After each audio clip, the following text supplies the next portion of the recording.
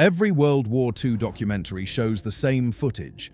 Allied fighters eventually mastering German aircraft, claiming technological parity won the air war. Declassified RAF psychological assessments reveal pilots developed genuine terror of FW190 encounters that required psychiatric intervention to maintain operational effectiveness. Allied test pilots rated the FW190 as superior to every Allied fighter in service during 1941 to 1943. Combat loss statistics, classified for 40 years, show FW190s achieved sustained kill ratios exceeding 10-1 against Allied formations. This wasn't respect, it was panic.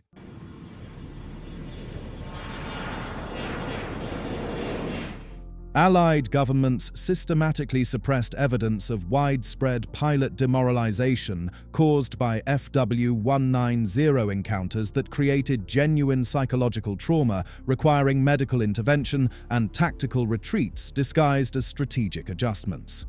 RAF censorship operations worked overtime to prevent public knowledge of combat conditions that were breaking veteran pilots.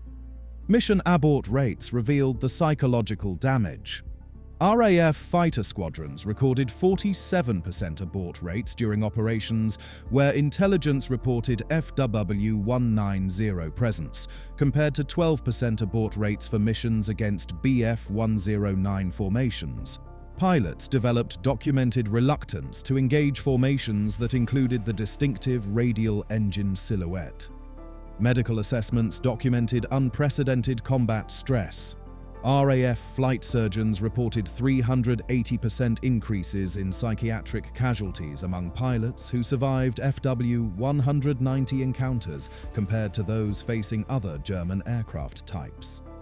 Symptoms included tremors, anxiety attacks, and refusal to fly combat missions against specific enemy aircraft types.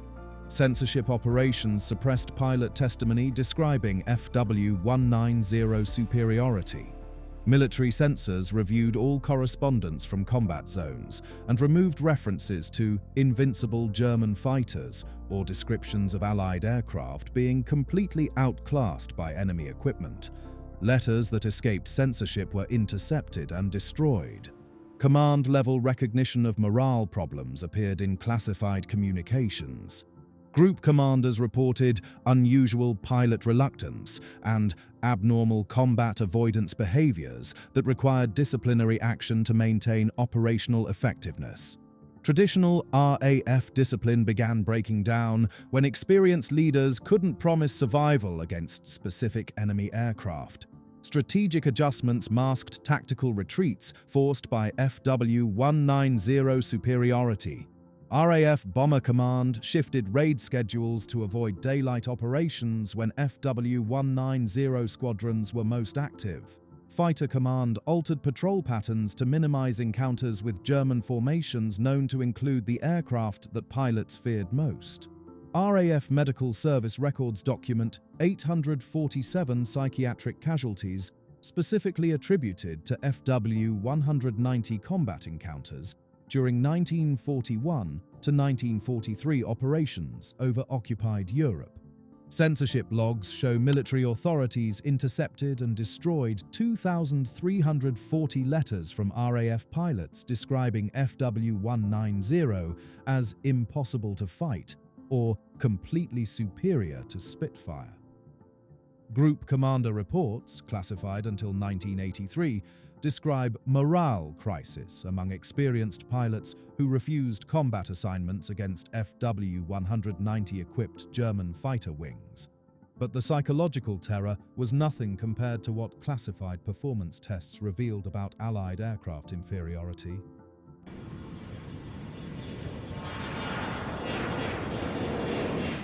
When RAF test pilots flew captured FW190s against Allied fighters in comparative trials, the results were so devastating they were immediately classified top secret and suppressed for decades to prevent morale collapse among frontline squadrons.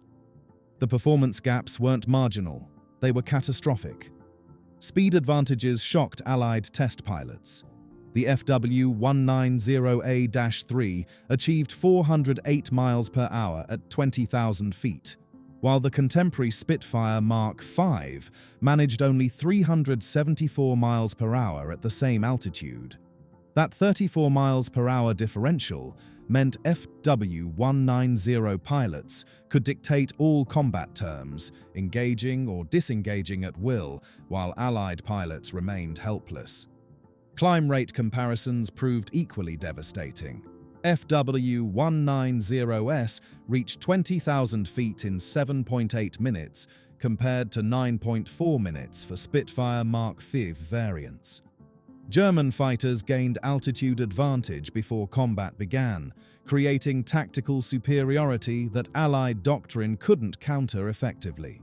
Roll rate advantages exceeded Allied engineering capabilities entirely. The FW190 achieved 160 degrees per second roll rate compared to 90 degrees for Spitfires and 110 degrees for P-47 Thunderbolts. This superiority made the German fighter nearly impossible to track during high-speed combat maneuvers. Dive performance created insurmountable tactical problems. FW190S could dive at speeds exceeding 500 miles per hour while maintaining full control authority compared to Spitfire maximum safe dive speeds of 450 miles per hour. German pilots exploited this advantage to escape any unfavorable combat situation. Firepower concentration proved equally superior. 4 20mm cannons and 2 machine guns delivered devastating damage compared to Spitfire armament that often required prolonged firing passes to achieve kills. Single-burst effectiveness gave German pilots overwhelming advantages in deflection shooting. The only category where Allied fighters maintained superiority was turning radius at low speeds, tactically irrelevant when German pilots controlled engagement conditions through superior speed and climb performance. RAF Farnborough test reports, classified until 1985, concluded that FW190 demonstrated clear superiority over all Allied fighter types in speed, climb, roll rate, and dive performance. Comparative trials conducted at Wright Field showed P-47C Thunderbolts were significantly inferior to captured FW190A4 in all performance categories except diving speed. Air Ministry technical assessments warned that Spitfire Mark IX barely achieves performance parity with FW190A-3 variants introduced 18 months earlier. However, the performance gaps were only part of a larger tactical disaster that Allied commanders desperately tried to conceal.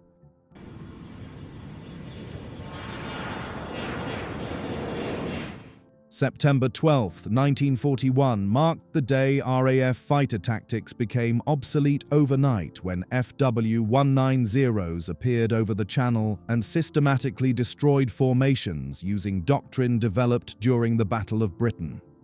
Allied tactical advantages evaporated as German pilots exploited performance superiority that made traditional dogfighting tactics suicidal.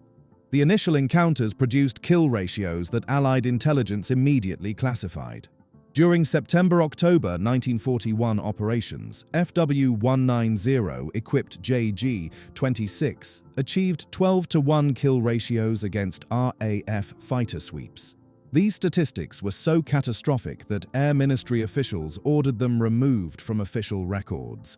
Traditional RAF tactics assumed rough performance parity between opposing fighters. FW190 superiority shattered these assumptions by allowing German pilots to control altitude, speed, and engagement timing completely. Allied pilots discovered that every tactical doctrine they'd learned was now counterproductive against opponents who held all advantages. Energy fighting doctrine failed completely against FW19s that could outclimb, outdive, and outroll any Allied fighter. RAF pilots attempting boom and zoom attacks found themselves outclimbed by German fighters that then reversed roles and became attackers. Traditional defensive maneuvers proved useless. Formation integrity collapsed during FW190 attacks. German pilots used superior speed to isolate individual Allied aircraft, destroying unit cohesion that formed the foundation of RAF tactical doctrine. Squadron commanders noted that formations simply came apart when FW-190s attacked, leaving isolated fighters vulnerable to systematic destruction. The strategic implications forced fundamental changes to Allied operations. Fighter command shifted from offensive sweeps to defensive patrols, abandoning attempts to challenge German air superiority over occupied Europe. This tactical retreat was disguised as operational adjustment to hide the extent of FW-190-induced strategic failure. RAF Fighter Command operational records show successful fighter sweep operations dropped from 67% in August 1941 to 23% after FW-190 introduction in September. Tactical doctrine manuals were completely rewritten in November 1941, specifically to address FW-190 superiority, abandoning offensive tactics in favor of defensive formations. Air Ministry Strategic Assessments, declassified in 1991, describe FW-190 as creating fundamental tactical crisis requiring complete revision of fighter employment doctrine and operational planning. Yet even as tactical doctrine collapsed, Allied governments launched desperate programs to copy the German engineering they couldn't defeat in combat.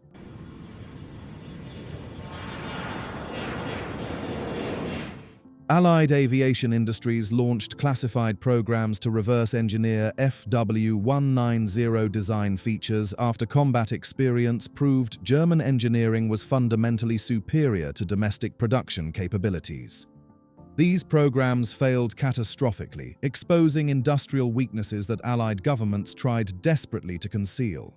The BMW 801 radial engine represented the primary target for reverse engineering efforts. British and American engineers examined captured engines and discovered manufacturing precision and design innovations that domestic factories couldn't replicate despite unlimited resources. Attempts to copy German fuel injection and supercharger systems failed during testing phases. Airframe construction techniques revealed additional Allied industrial deficiencies. FW-190 stressed skin construction achieved structural strength-to-weight ratios that British and American manufacturers couldn't match. German fabrication methods produced airframes that were simultaneously lighter and stronger than Allied equivalents using comparable materials. Manufacturing quality control exposed systematic Allied weaknesses. BMW 801 components showed machining tolerances measured in 10,000ths of inches, precision levels that Allied production lines couldn't achieve consistently. German quality standards eliminated the mechanical variations that plagued Allied engine reliability. Control system design proved impossible to duplicate. FW-190's light, responsive controls resulted from sophisticated engineering that Allied designers couldn't reverse engineer from captured examples. British attempts to incorporate similar systems into Spitfire variants failed qualification testing. The industrial implications terrified Allied planners. If German factories operating under wartime restrictions and Allied bombing could produce aircraft superior to those from British and American industries at peak capacity, what did this reveal about relative industrial capabilities and engineering competence? Material science advantages compounded Allied difficulties. German steel alloys and aluminum compositions achieved properties that Allied metallurgists couldn't duplicate despite chemical analysis. Manufacturing processes remained mysterious even after factory capture. British Ministry of Aircraft production reports document 17 failed attempts to replicate BMW 801 fuel injection precision using British manufacturing equipment and techniques.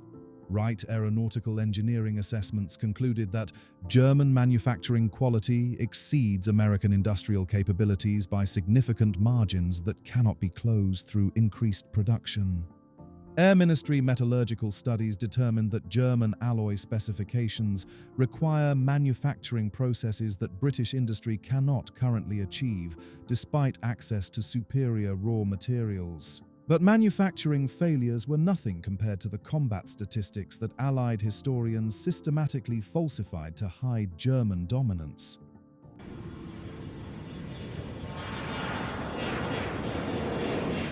Allied governments systematically altered combat loss statistics to conceal FW190 kill ratios that proved too catastrophic for public consumption and challenged fundamental narratives about Allied air superiority. Accurate statistics remained classified for decades while official histories published falsified data. September 1941 through March 1943 operations produced kill ratios that exposed Allied fighter inferiority. FW190 equipped Luftwaffe units achieved sustained 10-to-1 or higher kill ratios during Channel operations, statistics so devastating that Air Ministry officials ordered them expunged from official records and replaced with fabricated data. Specific battles revealed the extent of statistical manipulation. During the Dieppe raid in August 1942, RAF lost 106 aircraft, while German forces lost 48, primarily to ground fire rather than air combat. Official histories claimed favorable exchange ratios, while classified assessments documented catastrophic Allied losses. Unit-level statistics exposed systematic falsification. JG-26's FW-190 squadrons claimed 783 Allied aircraft destroyed during 1942, while losing 69 aircraft to all causes. RAF records admitted to only 398 losses during the same period, a discrepancy explained by systematic underreporting of Allied casualties. Pilot loss rates revealed the human cost of German superiority. RAF fighter pilot casualties increased 340% after FW-190 introduction compared to previous periods against Bf-109 opposition. These statistics were classified as prejudicial to morale and excluded from published casualty reports. The long-term statistical suppression continued through post-war historical accounts. Official RAF histories published in the 1950s contained combat statistics that contradicted classified loss reports by factors of 3 or more, creating false narratives about Allied air superiority. Declassified Luftwaffe operational records document JG-2 and JG-26 achieving combined kill ratios of 11.3 to 1 during FW-190 operations from September 1941 through December 1942. RAF Fighter Command loss statistics, classified until 1987, show actual combat casualties exceeded published figures by 67% during peak FW-190 operations. Air Historical Branch assessments reveal post-war historians were specifically instructed to use adjusted statistics rather than actual combat loss data in official histories. Yet even these shocking statistics pale beside the systematic post-war deception that rewrote FW-190 history entirely.